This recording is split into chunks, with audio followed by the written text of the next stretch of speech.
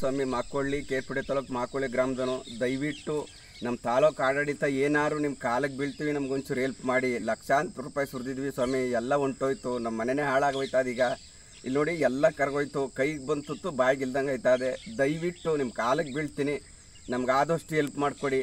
ನಿಮ್ಮ ಸಾಲ ಸೂಲ ಮಾಡಿ ಒಂದು ಎಕ್ರೆಲಿ ಕೋಸು ಬೆಳೆದಿದೆ ಸರ್. ಒಂದು ಎಕ್ರೆಲಿ ಎಲ್ಲ ಬಿದ್ದೋಯ್ತು ಗುರುಗಳೇ.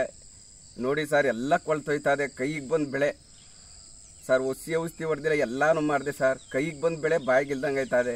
ದಯವಿಟ್ಟು ಹೆಲ್ಪ್ ಮಾಡಿ ಗುರುಗಳೇ, ನಿಮ್ಮ ಕಾಲಕ್ಕೆ ಬೀಳ್ತೀನಿ ಸರ್. ಎಲ್ಲ ಕೊಳ್ತೋಯ್ತು ಕೋಸು. ನಮ್ದು ಹಿಂಗೆ ಆಗೋಯ್ತು. ನಾವು ರೈತರು ಲಕ್ಷಾಂತರ ರೂಪಾಯಿ ಬಂಡವಾಳ ಹಾಕಿದ್ದೀವಿ ಸ್ವಾಮಿ. ಯಾಳು ಬಿದ್ದೋದು, ಯಾಳು ಮನೆ ಮಳೆ ಊದ್ಬಿಟ್ಟು. ಇಲ್ಲಿ ನೋಡಿ ಸರ್, ಸಾವಿರಾರು ರೂಪಾಯಿ ಬಂಡವಾಳ ಹಾಕ್ತು ಸರ್. ಕೋಸು ನೋಡಿ ಸರ್, ಇಲ್ಲಿ ನೋಡಿ ಸರ್, ಎಲ್ಲ ಸತ್ತೋಯ್ತು ಗುರುಗಳೇ. ಲಕ್ಷಾಂತರ ರೂಪಾಯಿ ಸುರಿದಿದ್ದೀವಿ. ಇಲ್ಲಿ ನೋಡಿ ಎಲ್ಲ ಸತ್ತೋಯ್ತದೆ. ಕೈಗೆ ಬಂದು ಬೆಳೆ. ಇವತ್ತು ಯಾರು ಇಲ್ಲ ಸ್ವಾಮಿ ನಮ್ಗೆ ಹೆಲ್ಪ್ ಮಾಡೋರು. ಹಾಳಾಗೋಗ್ಬಿಟ್ಟು ಇಲ್ಲಿ ನೋಡಿ ಸಾವಿರಾರು ರೂಪಾಯಿ ಬಂಡವಾಳ ಹಾಕಿದ್ದೀವಿ, ಎಲ್ಲ ಸತ್ತೋಯ್ತದೆ. ನೀರು ತುಂಬಿಕೊಂಡು ದಿನಾ ಮಳೆ ಹೋಯ್ತದೆ ಸರ್, ಡೈಲಿ ಮಳೆ ಹೋಯ್ತದೆ.